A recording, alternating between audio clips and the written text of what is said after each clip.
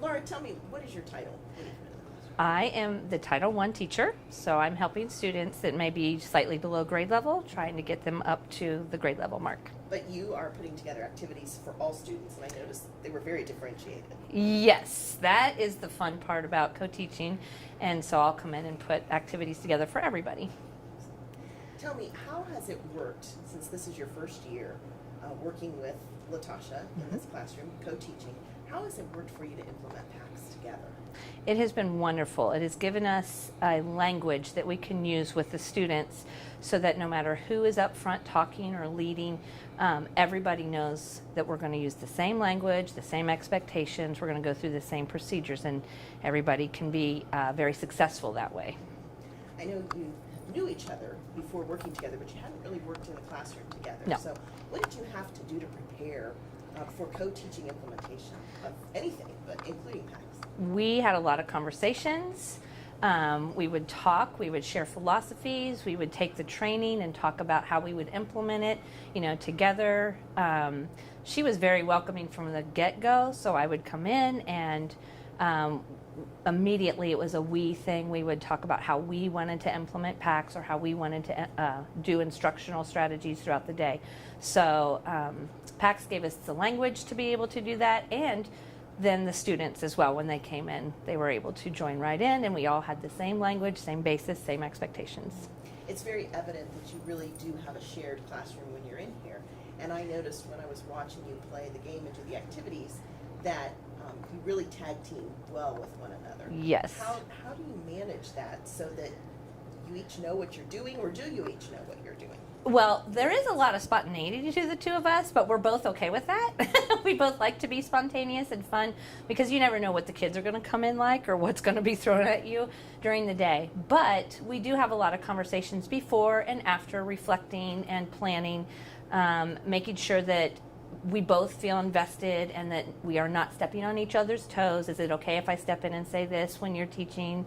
I may have another idea that I want to add in, and it's real spontaneous, but we've gotten to where we're comfortable with each other jumping in and helping each other, making sure the kids get the best of both of us as we go through the day.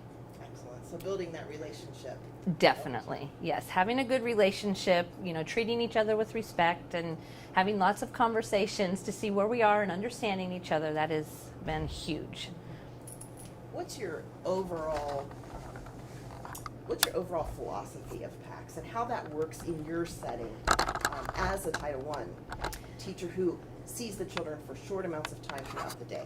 How does PAX help you with your philosophy?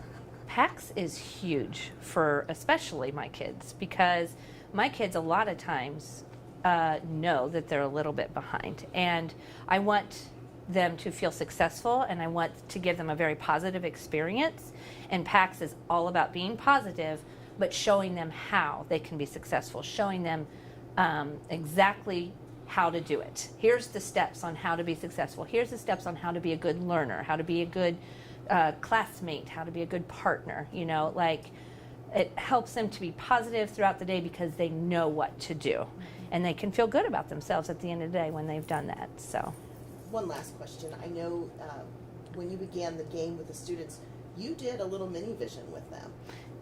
How does that work, especially if you're going into other classrooms? I noticed you asked the questions. Yes. And then they... Yes, and that's how we tag team in here.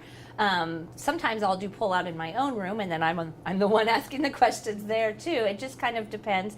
Some of the other rooms I am more of a supportive role, where the teachers will ask the questions and set the activity up, and then I'm in the back cheering them on, like, let's do our best job, and whispering in their ear, like, is that a PAX way to do this,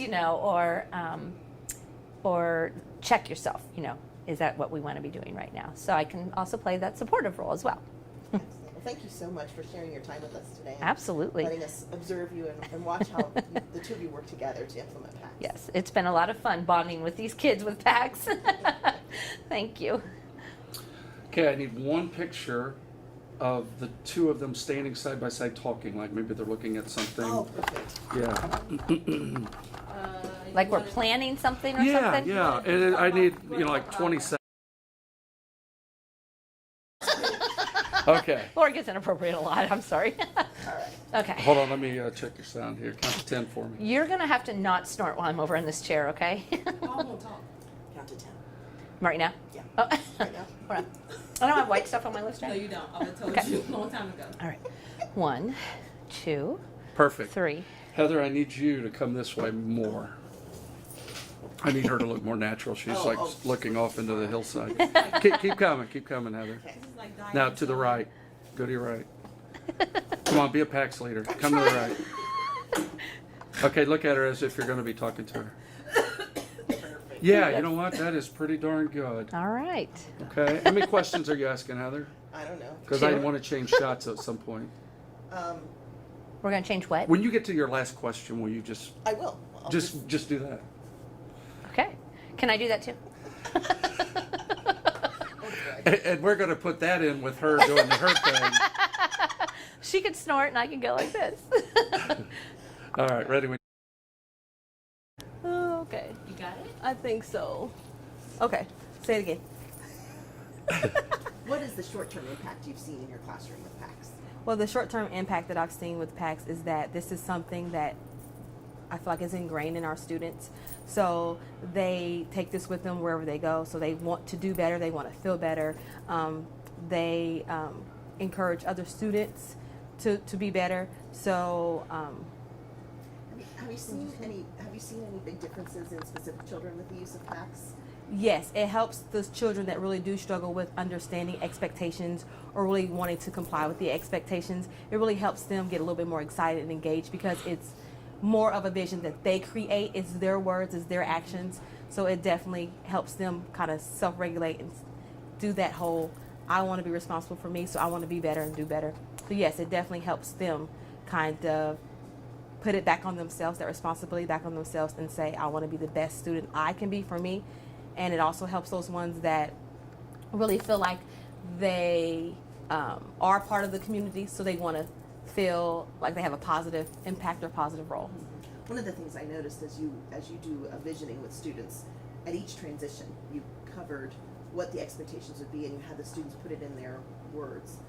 I noticed you really do a nice job of having them phrase it in a PAX way. Talk to us about that. How do you? Well, I definitely, PAX is more of a positive behavior management system. So the more positive I put out there, the more I feel like the better response that Ms. Jackson and I get from our students. So when they feel empowered or they feel like this is an environment where it's a positive, when they receive the praise and things like that, we get a better reaction from them, or we get more of a genuine, organic, I feel like, response from them versus us telling them what they should be doing. If they can say what the expectations are, then they'll be more apt to follow them and be more willing to engage. And I noticed that even as early as first grade, students come in with an idea of rules in their mind. And so when students say, don't run through the classroom, or if you say, what are we going to look for during this activity, and they say, don't talk out, I noticed you have them turn that around. How are you training them to do that? Well, the big part of it is just saying PAX, because PAX to the students mean positive. PAX to the students mean empowerment. PAX to the students just means good. So when I say make it a PAX, they instantly want to make it something that's good versus negative. So it takes away from that don't, those no's, no, I can't, to I can, we will, and I am, How does PAX support and integrate with the other things you're doing in West Carrollton? I know here in West Carrollton over the years you've done the 40 assets, you have PBIS in your building. Talk to me about how that works, that you have lots of different things on your plate and you've made PAX fit right in there. Well, to me, PAX is like the West Carrollton behavior management life cycle. So first starting with the assets, that's kind of like the foundation. I feel like there really is a tool that allows students to, I want you to cut this part because this word I wanted to use, because if it won't all go together if I don't say this particular You're word. fine. Okay, yep, that's what it was. All right, I feel like the 40 assets encourages students to make life learning goals, and then I feel like the PAX empower students to take what they learn inside the classroom and take it into not just the learning environment, but the world around them. So I kind of look at it like they all fit like a glove. So when we do PBIS in the classroom and then we incorporate it with the PAX, we'll give them a chance to express how they feel, what they feel like, what they want to do during a lesson, what we want to see, and what we want to hear. And then I just say, well, how can you do that safely? How can you do that respectfully? How can you do that responsibly? So it just all comes together. So there's no divide, and the kids just know that PBIS works with PAX, PAX works with assets. So it's just kind of like I said, the West Carrollton Positive Behavior Management Life Cycle. Well, thank you so much for letting us come into your room today. It was excellent to watch your kids. Well, Ms. Jackson and I absolutely love PAX, and it just inspires us and encourages us that even through challenges and different activities that we have to face that we know that could be difficult for first graders, PAX just makes it more of a fun environment for everyone, the teachers and the students. So thank you. Good job. Yeah. No!